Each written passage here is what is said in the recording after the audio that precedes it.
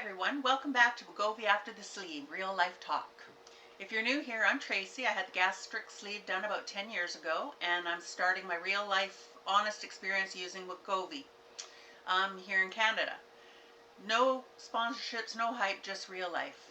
So, this week is the end of my week 6, and on the GLP-1, it's my second week at 0.5 dose, and my current weight is 222.4 pounds, which puts me down 14 pounds so far since starting. One thing I've really noticed with this dose is I'm not hungry at all. It's a huge lack of hunger.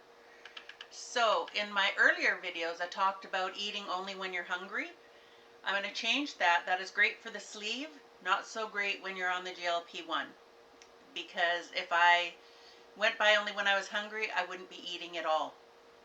I tried that a couple of times and I was at like 700 or 800 calories a day.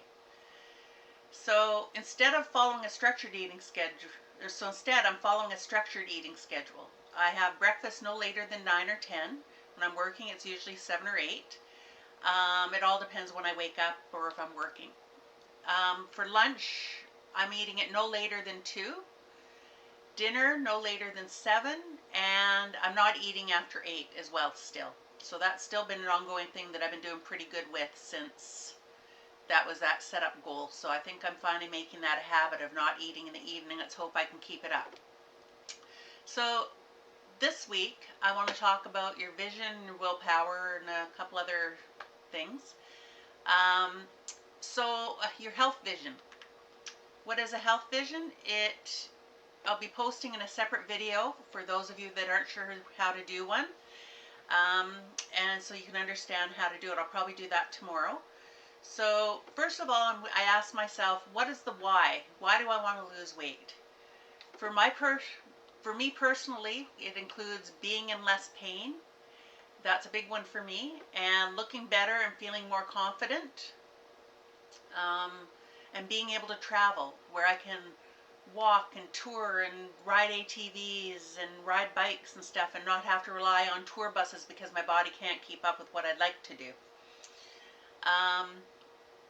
So the next thing you're going to do is picture yourself at a lower weight. Now think about how you picture your life at a lower weight. My picture for me is being able to shop in a regular store, in a regular section, and find clothes that actually fit.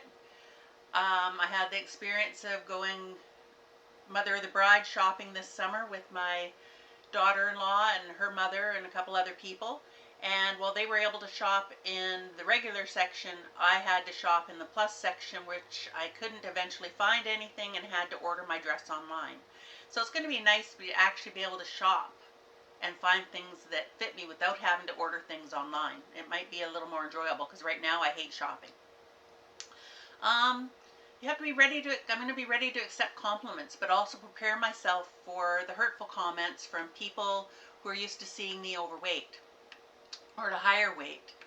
A couple of stories. I had a friend that when I lost the weight before and I got down to, I think, a size 10, there was a couple people that commented. First thing she said is, "Oh, I better get on a diet then because you're smaller than I am." I'd always been overweight to her, but I don't think she meant to hurt me, but it really hurt that, you know what, you couldn't be happy for me, you're just worried that I'm now smaller than you are. The other one was when I went shopping with my sister, and I told her I was a size 10, she goes, "There's no way you're a size 10, I'm a size," I can't remember if it was a 12 or a 14, "and there's no way you're a size 10. So I quit arguing with her, let her bring me all these size 12 or 14. I think it started at 14, then she went down to 12, and then finally she was bringing me size 10 all the way along, saying, "It's not going to fit you, it's not going to fit you." Well, guess what? It fit me. So there's people like that that are going to really try and bring you down because your personality is going to change. You're going to just be a little more confident stuff. People are going to treat you differently. That kind of thing. And another big one is I'm hoping the doctor is right and I'll be in less pain and able to do things I haven't done in a long time. So, what's motivation versus vision? Research shows that external motivation, things like money, rewards, numbers on the scale, or test results, are actually less motivating when it's long term. What truly keeps us going is how we feel, our quality of life, and feeling empowered. Um, when you regularly visit your health vision, it helps you stick with your behaviors long enough for them to become habits. As you know, habits take about 14 tries to become a habit, and not 14 days to become a habit, something like that. And so once something is a habit, it takes less mental energy. So it becomes part of who you are, not something you're forcing yourself to do. So that's a good thing. How to support it. So let's talk about willpower, because it's limited and that's normal. Here are some ways to protect it. Connect with your health vision. This is especially important early on while you're building these new habits. Make it easy on your brain.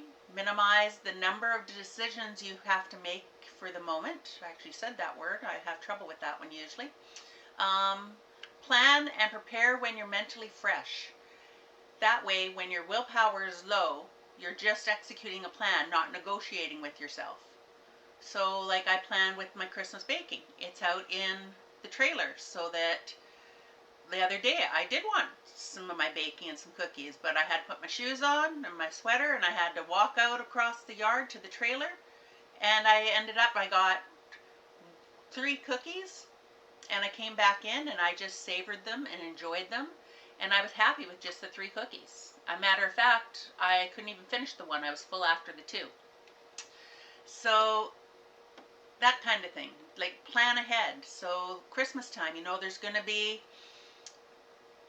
junk food there. You're going to be around food all the time at Christmas parties. What is your plan to get through that? That way your willpower isn't working so hard when you see all that stuff at the table, because you've made a plan. You're going to try that thing that's between 8 and 10, level 8 and 10 for your taste of something you really, really want. That's helping your willpower. So also give your willpower a break. Weekly planning and preparation make choices easier. That's just what I was saying, like plan ahead. Celebrate one thing you're proud of this week. No matter how small, celebration matters. Now, I know I've had a problem in the past with depression and other things, and sometimes if you can't think of anything, it's an accomplishment just to get out of bed. If you're in pain and you don't want to get out of bed, the fact that I got out of bed, or I got out and went for that walk, or whatever, it's an accomplishment. So celebrate the littles and the bigs. Now let's talk about failure. To develop a growth mindset, we have to change how we think about setbacks. Failure is not a sign that you're a failure. It just simply means you're learning something new. Setbacks are inevitable. They're not dead ends. They're launch pads for growth. How often have you tried a new game and you've lost, or tried a new recipe and it didn't turn out well? Did it make you a failure? No. That wasn't a very good recipe. Toss it, and I'm not going to make it again. So, like I said, they're launch pads for growth.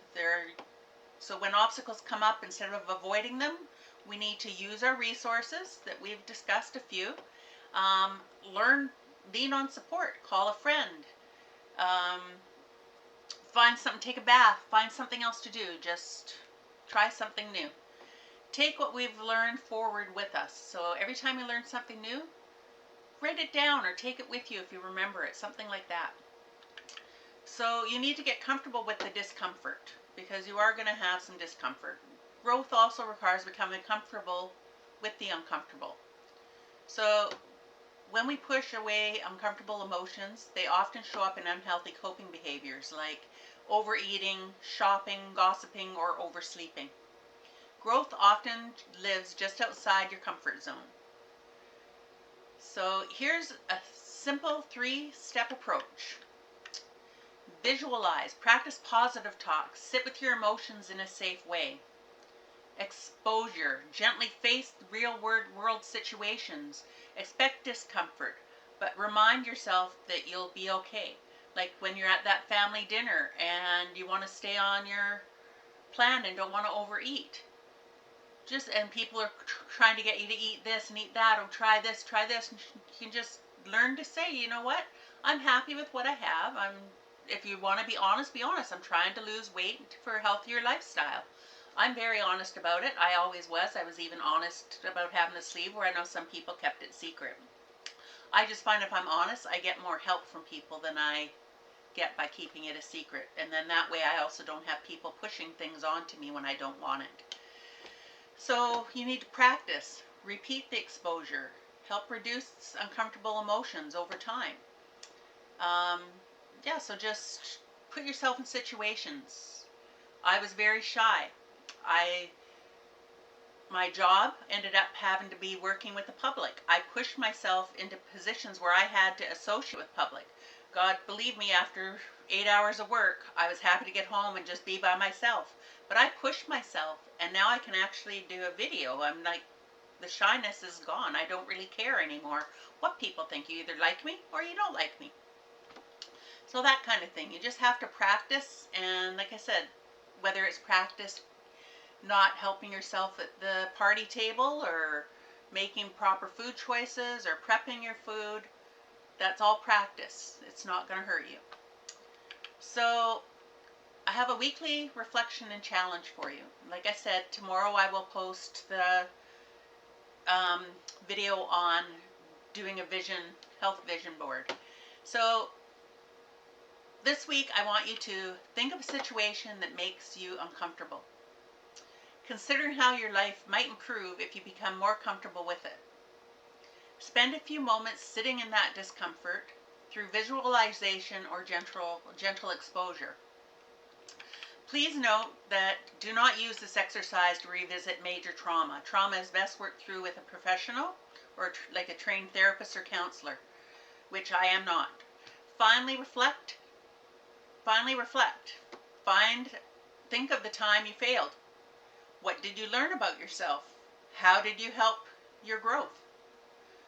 So in closing, if this video resonated with you, please like and subscribe, and share your thoughts in the comments. You're not only in this journey alone, and growth is always possible. So I'll see you next week, other than the video I'll post tomorrow about making a vision board. Thank you. Have a great week.